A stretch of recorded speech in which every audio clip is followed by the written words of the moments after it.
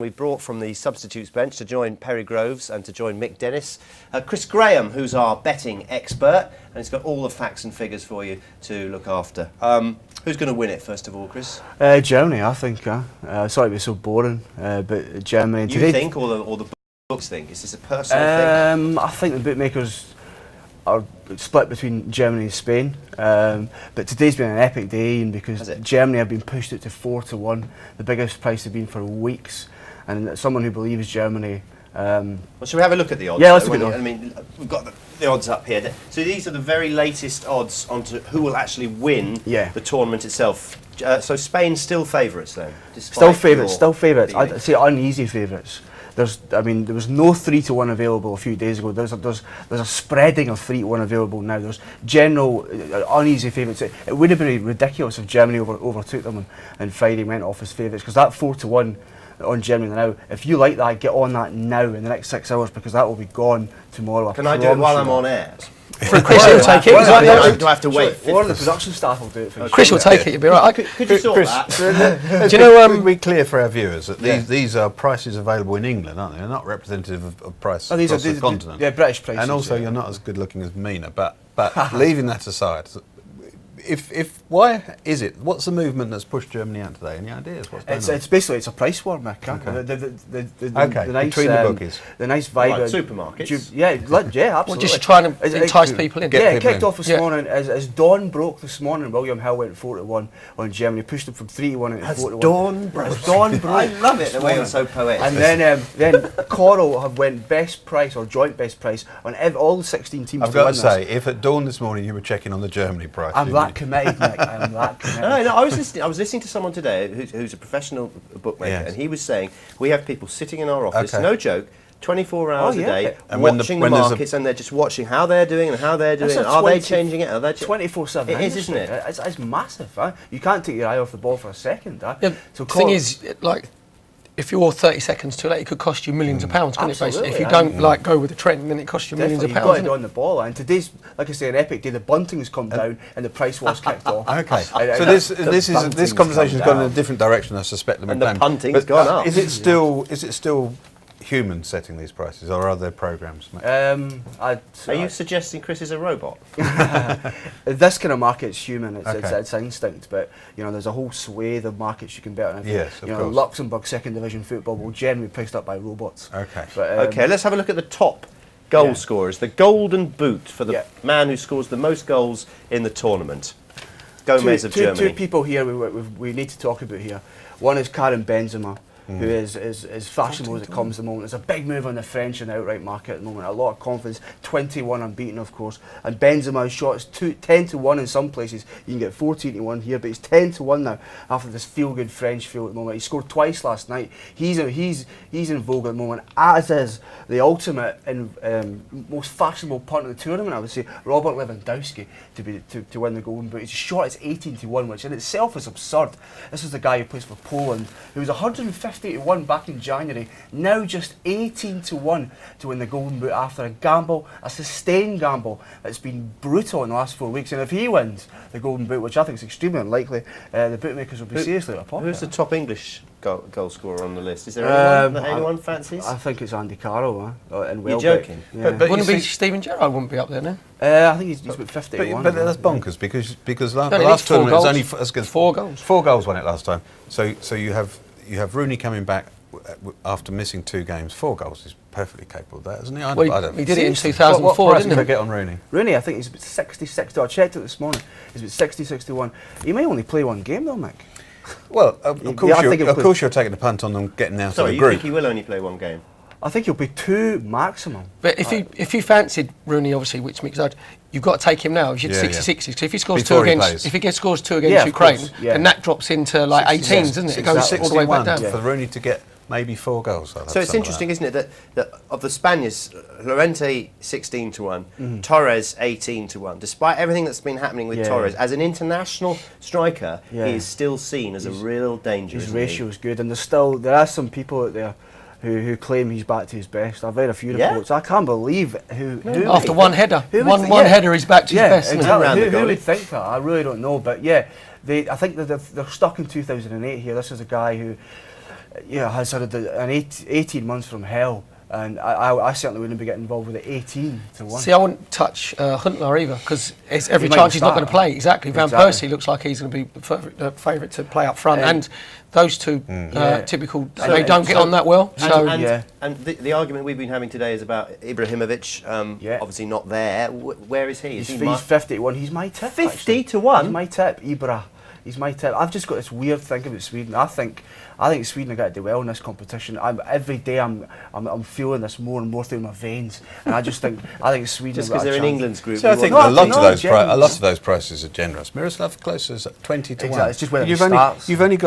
They're only playing 6 games, and they've only got to hit a streak. And you could easily get. He's a penalty taker as well. We saw that in 2002 with Klose, didn't we? When he scored, I think 5 against Saudi Arabia, and it's just whether he starts. All headers. They were all headers, weren't they? Probably Gomez will probably start. So Gomez must be round about the same. Then he must be 20s. He was 91 favourite. Klose, I don't think will start, and that's what you've got to weigh up. You look at Gomez in the Champions League. I mean, let's have a look at player of the tournament. Who we think is going to be player of the tournament? I've done some research on this. Good, because it's my job. Well done. You're up at the crack of dawn. I'm always up at the crack of dawn. I love life. Break of dawn. I was checking my stats. I have, especially this time, 2 days to the European Championships. I'm really excited. Player of the tournament. Calm down. Sorry. It's only a commercial. Sorry. My dad's watching. I know. Player of the tournament generally goes to a midfielder, an orchestrator, somebody who perhaps doesn't score goals, but is sort of symbiotic of that team's triumph. Javi won it in 2005, Zagarakis in 2004, Zidane in 2000, so you should be looking for somebody in midfielder. My tip would be Bastian Schweinsteiger, 22-1, to overcome the horror of the Champions League final. Awful, wasn't it? Awful, terrible penalty. He almost stumbled in it, didn't he? I felt for him. Shocking. No, I didn't. Quite. Yeah. I thought it was quite refreshing to see German actually bottle it, which really makes it quite nice. I think it's normally they're human. Yeah, exactly. Yeah. Because of what you said, but you're right, and the process. The process is votes, isn't it? Yes. So it's probably political. It's often journalists voting. Wouldn't they get involved in it? But it won't go to an Ozil, who might well be the most efficient player. Does it always, Chris? Does it, because you are stat man as well as betting man? Does it always go to a player whose team wins the tournament? Well, yeah. If you look at the Zidane in 2000, Zagarakis in 2004, Greece, and Xavi obviously 2008. Spain. So yes, emphatically. Yeah. In fact, I think in 2006, Zidane's the announcement that he'd won it, the World Cup one, was just before he was sent off. Just for the head button. Just made the decision of being confirmed by a vote of journalists at the final. Gave it to him, and he nutted. And the last sight of him was just walking past the trophy. Are people actually? I mean, we've talked about the gloom and the pessimism, despite the Jubilee celebrations. We've talked about the gloom and the pessimism of England. Do the bookmakers really feel that England? Well, what do they think? Do they think England will get out of the group, finish first, finish second? I think they see a quarter final. They see a performance to type. An unlucky defeat in the quarter-finals after a somewhat stumbling group performance, which sees them come out of it. Some more of that, then. The prices are the best they've ever been, so if you really fancy England, and I've heard this line so many times, there's no expectation, so we'll win. Yes. If I've heard that once, I've heard that about 15 times in the last week. But if you like England, get on now, because the other line everyone says is, what about Greece? Greece could do it. So I'm very much up for Greece. Well, I'll tell you what we'll do. We'll look at all the groups in just a second. As I say, Chris is going to stay with us, and we'll look at all the groups and all the odds and who might get through and who might not. I mean, the bookmakers, there aren't very many poor bookmakers that I know around, so they're generally right, but there might be a Greece or a surprise, or England, in my opinion, might Chelsea their way to the title. But we'll consider all those groups and all the odds, and maybe again try and make you some money when we come back in just a second.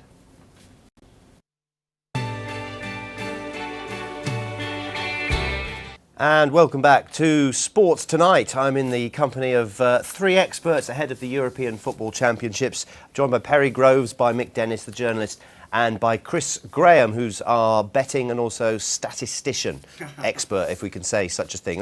Just talking about some of the betting, let's have a look at the betting from each of the groups about who the bookmakers think will qualify or even win the group. So we'll start with Group A. Group A looks like this: Russia, Poland, one of the hosts, of course, the Czech Republic and Greece, the previous winners of this tournament, surprising everybody. Yeah. So W, just explain what that little graphic means, Chris. So the W is to obviously win the group, so finish first, and the Q represents qualify, so finish in the top two, either first or second. Okay. Just an extra bit of insurance, an extra bit of safety. If you can't see your team winning, finish top in the group, but finish in second, get involved with the prices underneath the Q there. So Russia are the favourites? Russia are favourites. It's a terrible group, let's be honest. Let's be honest about it. Russia are strong favourites for this. Terrible group, why? It's the weakest group. It's the weakest group. Quality-wise. Is it? Yeah, definitely the weakest group. Absolutely. But I think Russia's they're a good price. Dick Advocaat's got them playing decently. Got Pobrenyak up front. Yeah. Pavlicek. These are the sort of players that you wouldn't recognise him playing for their club sides. Like Arshavin will be a different player playing for Russia than what he was playing for Arsenal. All I would say about Russia is it's very much the team of 2008, but it hasn't progressed. If you think of Zhirkov, who was outstanding in 2008, Arshavin's not as good as potent as he was in 2008. There's these players who haven't really. It's a rubbish bet, Russia. I wouldn't be betting on them then. Forget Russia. No. I think they're a good. They're a good price. I think they're justifiable favourites, but I have to look elsewhere for my bet in this group, and that's Greece. Well, it's Greece. Why? To win it. To win the group. I would probably go. I'm a bit conservative. I'd probably go to qualify here. 13-8. I do not understand why they're outsiders in this. They've lost 1 in 21 games, unbeaten in qualifying, beat Croatia twice. They've just conceded just 5 goals in qualifying and won the competition before. There's a wealth of reasons to think that Greece. Samaras up front, obviously.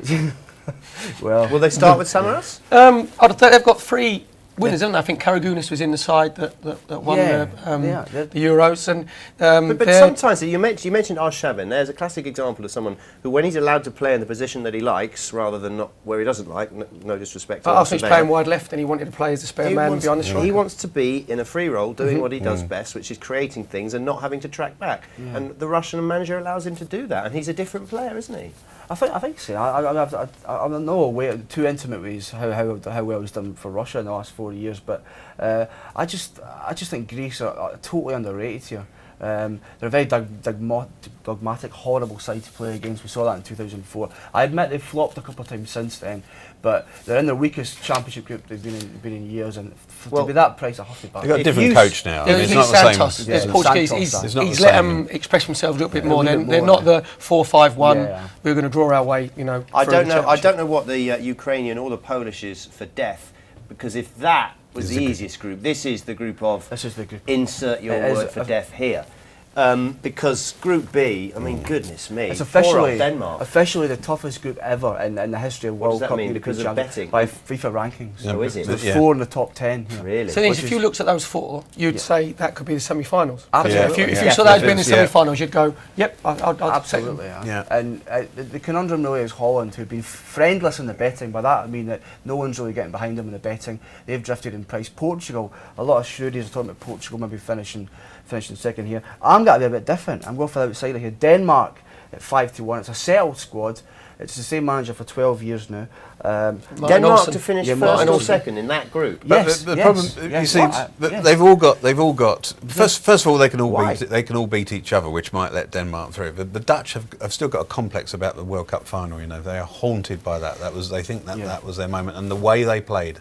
Anti-football. Johan Cruyff. If Johan comes out and says it's anti-football. Haunts them as a nation, and yet they're going into this one with still playing 2 holding players. They were 1 goal away from winning the World Cup. Well, absolutely, but it haunts them the way they played and the defeat, and so they are teetering on. If they have a dodgy start, they are teetering on imploding. I think the Dutch. So it is possible for an outsider to get through that. And I was Denmark. Here's a point about the difference in price between Portugal and Denmark is huge. 9-2 for Portugal to win the group, 18-1 for Denmark.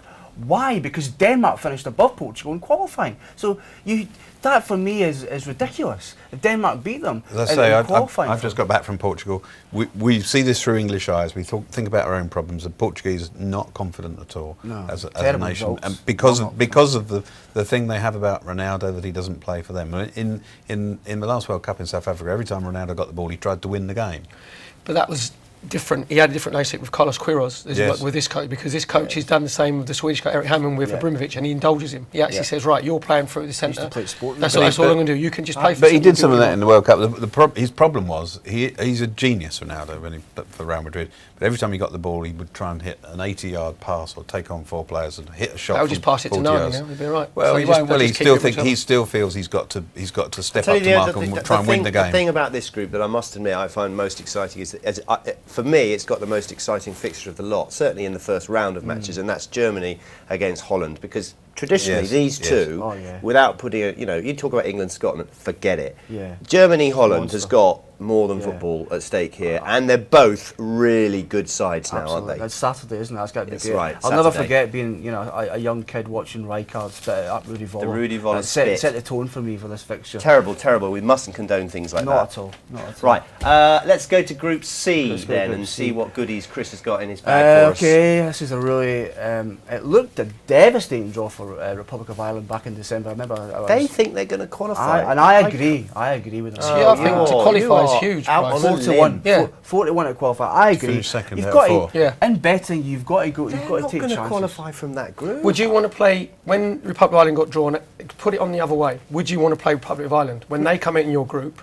You wouldn't want to play. Well, I'd rather play them than Spain, Italy, or maybe not Croatia. Honestly, with the seriously, you'd rather play Republic of Ireland than Spain or Italy? I'd rather play Republic of Ireland. I'd rather play Italy now than Republic of Ireland. The state that Italy are in. Oh, they're in dire straits. Italy can't score a goal. Can't buy a goal. I'm going to have a side bet with you afterwards. The difference. I'll bet who'll go further in the tournament, the Republic or Italy? Well, I think Republic will end up above Italy in the group. Yeah, definitely. Who'll go further in the tournament? Well, then that means Republic should go back, because Italy ain't going to win it. So then that means Republic will go further. I'll have the thing about the corruption crisis. 5-1. What? 5-1. I'll take 5. The big thing quickly about the thing about the Italian corruption crisis, although they've had them before, in 2000. That helps them. No, but in 2006 it had sort of resolved itself, and players went into that tournament knowing what was going to happen to them after the summer, that they were going to leave their clubs, and it was resolved. This is just blown up now, and there's a lot of uncertainty. So let me just clarify what you've just said. Okay, Spain to win it, Ireland to come second. Is that what you just said? To win the group. Yeah. Yes, but at the same time, here we go. There's always a but. I've got to just say, this dawned on me yesterday. There's a lot of dawn going about, isn't there? Yeah, I know. Have a wee small stake on Spain not to qualify, and you can laugh all you want. Well, how much would you get for that? I've just been thinking, the loss of Villa is absolutely and huge. Pollo, that centre half. Yeah, what odds would you get on that now for them not? That's a good question. I should really have checked that. I think it's 9. Been up at dawn. Chris, he's got checking that. I think it's 5-1. If you took Villa's goals away in the group in 2010, they wouldn't have qualified at the group stage. I know that's got holes in it. There's always one big team that does that. They're all big teams. But somebody falls out. We're going to move on. Let's get on to Group D. Okay, now here is Group D.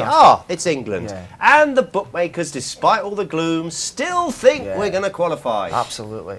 Why? Although the flip-flop, to be fair, England were favourites for months and months and months since the draw was made in December. France have now usurped them after this fantastic run and this negativity surrounding England at the moment. And they're short. I think this is quite an ordinary group. I really think that, and I think we could see a so-called ordinary team qualify from that. By that I mean Sweden. All of these betting markets, and they're fascinating. We all might have a bet, but they're not a statistical analysis of what people think. The bookies are looking at the money that's coming in. Exactly. And so for England ever to have been favourites was purely just I get the impression English people back England. You're not just looking at money coming in. You're looking at form. No, the prices reflect. Believe me, we sat here last time, 2 weeks. I slagged off traders for being miserable. Yeah. People used to bully me when I worked in the industry. That's right. But at the same time, they know their stuff. They know their stats. They are just as. So are they going on form and statistics, or are they just looking at the market and going, right, how much money's coming in? England's a separate case, really. You'll always put up England's favourite because the money will come. The patriotic pound will always come. But generally, they will start off with their view. They look at statistics, then I guess look at competitors' prices, take a view on that. Do they shuffle their position a wee bit, and then when the money comes in, react accordingly. And is there somewhere in the world where you could get a sort of world view of who's going to win the Euros, or is it always with a British slant? The Racing Post ran a lovely supplement last week showing discrepancies in prices for different bookmakers. Okay, fine.